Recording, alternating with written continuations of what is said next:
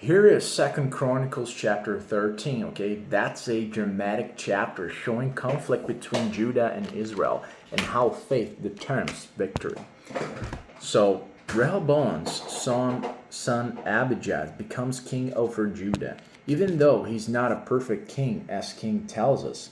Chronicles highlights his moment of courage and faithful stand against Jeroboam. The chapter shows how God gives victory not by numbers but by faithfulness. The first part of the chapter covers Abijah begins to reign.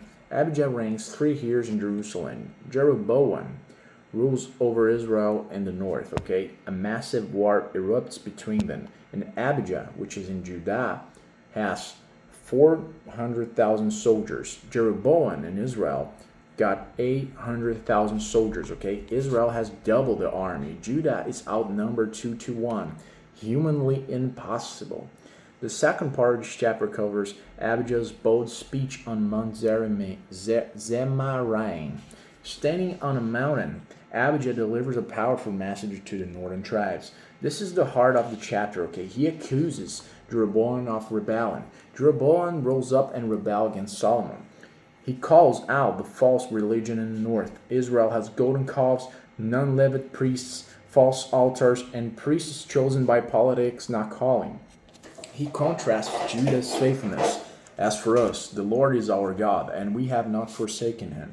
And Judah has true priests, sons of Aaron, Levites serving properly, daily offerings, burning incense, bread of presence, golden lampstand lit every evening. Then Abijah declares, God is with us as our leader. His priests blow the trumpets to sound the battle cry.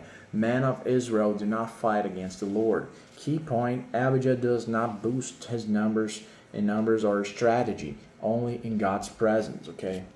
The third part of the chapter covers Jeroboam ambushes Judah. While Abijah is speaking, Jeroboam sets a trap. The main Israelite army is in front. A hidden ambush is behind. Judah is surrounded. Faith does not prevent attacks, but it determines how we respond, okay? The fourth part of the chapter covers Judah cries out to the Lord. When Judah sees the ambush, they cry out to God, okay? The priests blow the trumpets, the men shout a battle cry. Then God routed Jeroboam and all Israel before Abijah and Judah. Jeroboam's huge army collapses in panic. The victory is supernatural. The real warrior is God. So the next part of the chapter covers a crushing defeat for Israel. Israel loses 500,000 soldiers, one of the largest casualties in any ancient battle. Okay, Judah wins not because of strength, but because they relied on the Lord, the God of their ancestors. Jeroboam never recovers from this defeat and loses more territory. God strikes him down and he dies.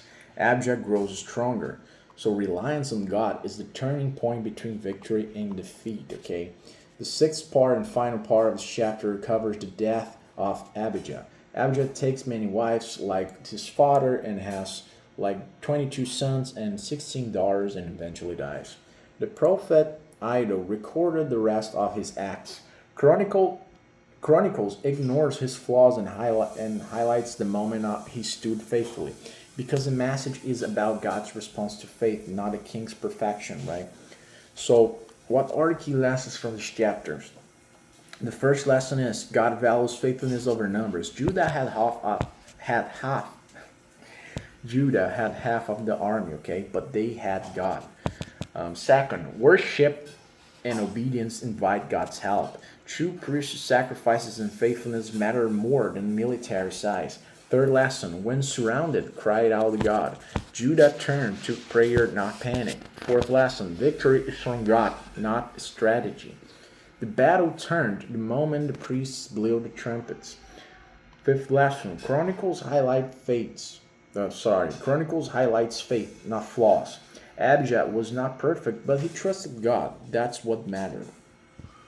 So in summary of this chapter, Abijah confronts Jeroboam's massive army by declaring Judah's faithfulness and God's presence.